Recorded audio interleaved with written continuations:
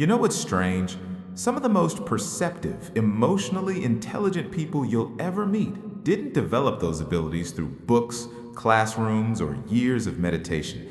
They developed them because at some point in their lives, they had to. Their nervous system was trained not by choice, but by circumstances that required them to read rooms, predict moods, and think several steps ahead just to feel safe. Psychologists have started calling this traumatic intelligence, and if you've never heard of it before, that's exactly why this video matters. Here's the psychological premise. Trauma doesn't only wound people. In many cases, it also sharpens them. Research in developmental psychology suggests that children who grow up in unpredictable or emotionally complex environments often develop a heightened sensitivity to social cues, emotional patterns, and nonverbal communication. Their brains, specifically the amygdala and the prefrontal cortex, are wired early on to detect subtle signals that most people completely miss. The result is a form of intelligence that looks almost invisible from the outside, but runs incredibly deep on the inside.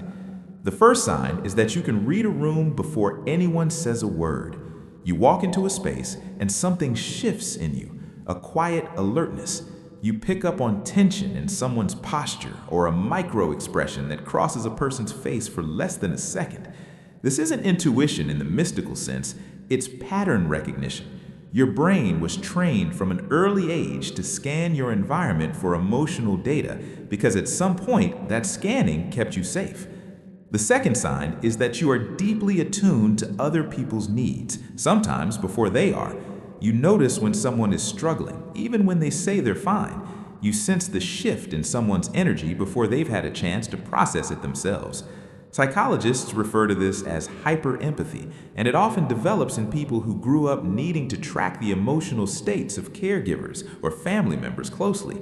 You learn to feel others because your environment required it. Third, you are an exceptional problem solver, especially under pressure. When things fall apart around you, something in you goes calm and strategic. You don't freeze, you adapt. This is the nervous system doing something fascinating. Individuals who experienced early adversity often develop what researchers describe as stress inoculation, meaning their brains are better calibrated to manage high-stakes situations because high-stakes situations were simply their normal. The fourth sign is that you think deeply about human behavior, almost compulsively. You analyze why people do what they do. You replay conversations. You search for the meaning behind actions that others don't even register. This depth of psychological thinking isn't random. It was forged by years of trying to understand the unpredictable behavior of people around you. You became a student of human nature because understanding people felt essential to your well-being. Sign 5, consider this for a moment.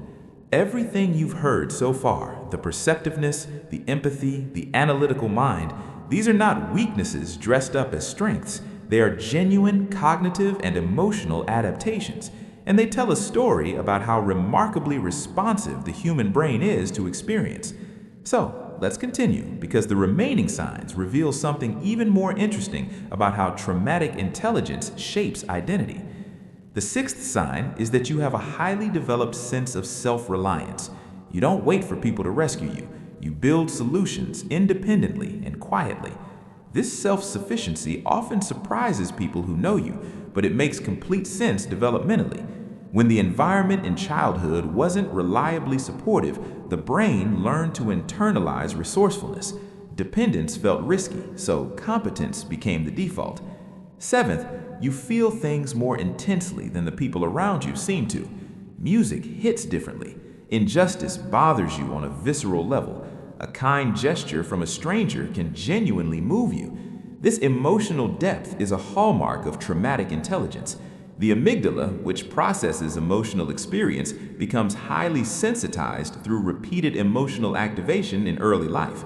The result is a person who doesn't just observe the world, they feel it at a frequency most people don't have access to. The eighth sign is that you struggle to trust easily, but when you do trust, it's profound. Your threshold for trust is simply higher than average. This isn't cynicism, it's a calibrated response. Cognitive psychologists call this adaptive skepticism. Your brain learned early that not all signals of safety were genuine, so it built filters. And those filters, while sometimes isolating, also mean that the connections you do form tend to be honest, meaningful, and unusually resilient. Ninth, you have a complex relationship with rest and stillness. Slowing down can feel uncomfortable, almost unsafe. When things are quiet, the mind tends to wander inward, and not always gently. This is the nervous system doing what it was conditioned to do: stay alert. The irony is that the very intelligence trauma built requires active effort to unwind. Learning to rest for someone with traumatic intelligence is itself a kind of reclaiming. It's telling the brain that the threat has passed. And the 10th sign, perhaps the most defining one, is that you carry a quiet but unshakable sense of meaning. You don't move through life casually. You've looked closely at pain, both your own and others, and something in you has refused to let it be meaningless. Research on post-traumatic growth, a concept studied extensively by psychologists Richard Tedeschi and Lawrence Calhoun, suggests that a significant portion of people who navigate adversity emerge with a deeper philosophical clarity about what matters and why. You are, in many ways, someone who learned wisdom earlier than most. Here's what's worth sitting with. Traumatic intelligence isn't something to celebrate at the expense of acknowledging the difficulty that created it. The sharpness was real, but so was the cost. What psychology invites us to understand is that the human brain is not simply damaged by hardship. It is, in very specific and measurable ways, transformed by it. The perceptiveness you carry, the empathy you extend, the way you analyze the world, these are not coincidences. They are the architecture of a mind that had to grow quickly, and did. The question now isn't how you got here. The question is what you choose to do with the intelligence you built along the way.